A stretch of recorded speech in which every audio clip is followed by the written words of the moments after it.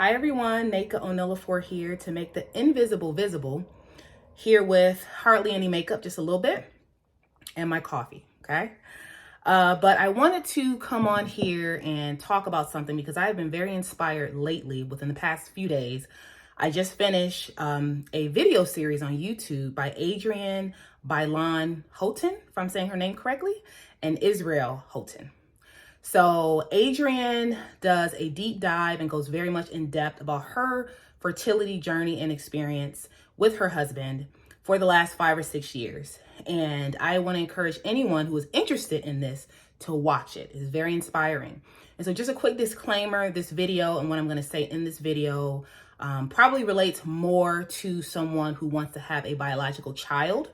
I do recognize that there's lots of ways that one can have a child, and obviously you can adopt. There is surrogacy, there's different methods. So in no way am I saying if you don't have a biological child that you are excluded from the possibility of being a mother or the possibility of being a parent. But I'm just being very specific about the journey of someone who wants to have a biological child, which is what Adrienne detailed in her video series. So I'm going to link Adrienne's video in the description box, so check that out. But let me just kind of jump into this here. So the title is When Buying a Dog and Dying Alone Becomes Reality. And so I just want to highlight and say that this is in no way an attack on anyone. I know this is a tagline that Kevin Samuels often used.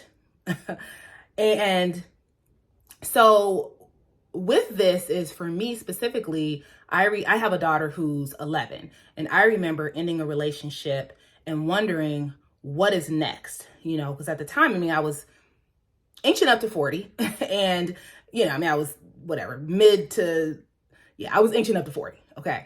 And, I was thinking about, I don't know if I'm going to continue to date. I don't know what that prospect looks like. And then, of course, if I'm not dating, then the opportunity to have another child could potentially go out the window unless I consider some of the, non-traditional methods. And so I consider this idea, and at the time Kevin Samuels was on the rise and was very popular. And I remember hearing him say, well, you need to just buy a dog and die alone. And I would think, well, I guess this is what I'm probably going to do. And then at some point, it didn't really seem like a bad option, to be honest with you. And so I think that many Black women are up against this. The truth is that many of us may be successful in our careers and in different areas of our lives. But when it comes to dating, relationships, love, and particularly family planning and all that stuff, who's an expert in that? Other than a doctor. And disclaimer, I'm not a doctor. So some of the things I'm going to say in this video, keep in mind, I am also not a doctor myself. So there's a test that, and a lot of Black women may not know this, but there's a test that you can get if you're a woman and if you are concerned or worried about your fertility and wondering if you have enough eggs, and what that looks like. There is a test that you can get, you can request when you go to your gynecologist and ask for, I don't know the name of it, but basically it's a blood test, and they can actually measure your egg quantity, your egg count. They cannot measure quality, but they can measure quantity. So if you are a woman of a certain age and you are wondering, well, can I even have kids? Do I even have any eggs left? That's something that you can actually get tested for. So I did want to say that. And I had the test done twice. So it's a real thing. And it's not very expensive. If you have insurance, I know I didn't have to pay very much out of pocket for that test. I appreciate the fact that there are some Black women creators who have been YouTube creators who have been very open about their journey toward becoming a mom. And the particular creators I'm thinking of, one is almost 40. The other one, I believe, is close to 50. The one who is 40 has been open about, she's going to go on a fertility journey. I'm not sure what that's going to look like for her. But the one who is almost 50, she is going to adopt. And she is announced on her channel that, she plans to adopt and go on that journey. Now, both of these women have had miscarriages. So both of these women have had misfortunes happen in that area. but they are not willing to give up on their dream of becoming a mom, even though they are essentially going to become single mothers by choice. So I appreciate them being open. And I just so appreciate not only them, but Adrienne, again, Bailon-Houghton's, telling her story publicly, because it has a potential to help so many women and so many people. And so in my opinion, there's all this for femininity content. There's been like a rise of femininity content online. And if you watch YouTube, if you're into, content and things like that, I'm sure you've seen, whether it's makeup tutorials or how to smell good, or, different ways of styling your hair, and ways in which you can wear your clothes so you appear more feminine. And there's like classes you can take. So, you can take on the whole persona of femininity. And all of these things are great. All of these things are fine. But the truth is that, when I think about femininity, I always think about, well, what is it that a woman can do? Me as a woman, what is it that a woman can do that a man cannot do? And in my mind, those are the things that really, like, the highest pinnacle of femininity to me are the things that I can do as a woman that a man is not able to do. And by that, obviously, having a period, men don't have that, having a child, and so forth, ovulating, all those things. The only people having children biologically are women. So because to me, that is like the highest expression of femininity, is becoming a mom, it makes sense why there is so much shame around women who have a misfortune, like having a miscarriage. And so I just want to shout out to all the women creators and just women, period, and people, period, who openly speak about this topic, because it is one that is very, very taboo. I personally think that we as a society and as a culture get gender roles confused with like femininity. Like men can cook, men can clean, men can sew and knit. There's a lot of things that are associated. Men could even wear heels and nail polish and, all that kind of stuff too, if they want to do that. So there's a lot of things that are associated with being a woman, which really is a socially constructed gender role.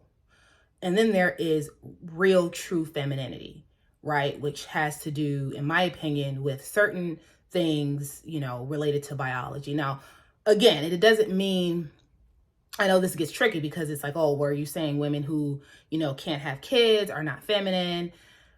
No, I'm not saying that. However, I can also see how a woman who cannot have a child because of, maybe some medical issue, how that can also be very devastating. Like, I don't want to say that because, oh, well, having a child is the highest form of femininity. And if you can't have a child, you're not feminine. However, I also want to acknowledge the fact that, if a woman cannot produce a child and she wants that, then that must be pretty devastating. And I think that in many ways, that is kind of going back to Adrienne Bailon-Houghton's video series, is kind of what she's highlighting. So both of those things can be true, right? So there's women in a lot of different categories. There are women who struggle with fertility. There are women who are just unaware of where they stand. Again, like I said, there's a test that you can get to at least see if you have any eggs and how many you have. And then also there are women who are waiting to get a boyfriend, waiting to get married, waiting for the right time.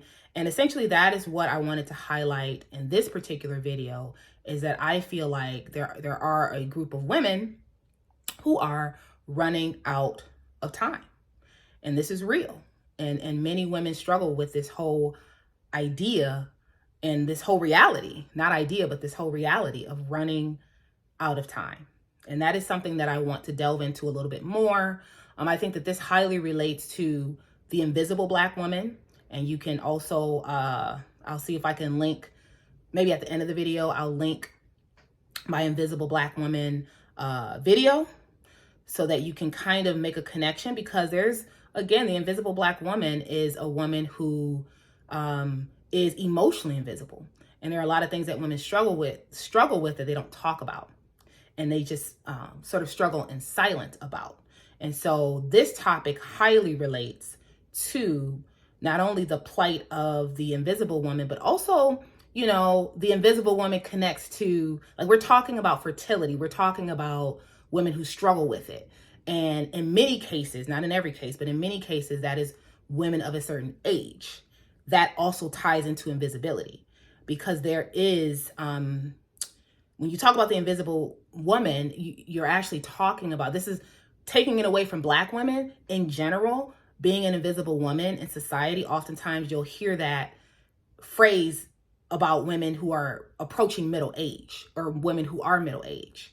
And so essentially, if a woman is 40 or even 45, and, you know, she's still at a place where she can possibly have children, but it's tricky because it's nearing the end, she is running out of time, or perhaps she is out of time. This is a huge space of invisibility. And this is a huge place where a lot of women do not discuss, because it can be very, I think a lot of women may feel like, you know, again, as I said, if you feel like having a child and being able to bear a child is the highest, or at least one of the highest forms of femininity, and you are not able to do that, whether it's because of a medical issue or age or whatever it is, you might feel invisible. You might. So I think for now, that's all I'm probably going to say about this. I also just really quickly wanted to point out the spiritual aspect of it all, where, you know, I was actually telling a friend about egg count and how she can get this test. And, you know, her response was that, well, God controls that. And I wanted to highlight that I believe that that is also very true. You know, and again, this goes back to, you know, maybe some of the things within the Black community where, you know, well, someone will have like a medical resolve, and then the rebuttal will be, you know, well, you know, ultimately, you know, God controls that. And I agree that I do believe God does control whether or not you have children. But I also think that there's nothing wrong with being informed. There's nothing wrong with at least going to the doctor and finding out, can you have kids? Do you have eggs left? Especially for women who want to freeze their eggs. You know, it might be helpful for you to know, okay, well, do I even have any eggs to freeze? You know, so yeah, I think that's really it. Let me know what you think about this topic. Subscribe to my channel, like this video, comment on this video, and stay tuned for more videos. Bye.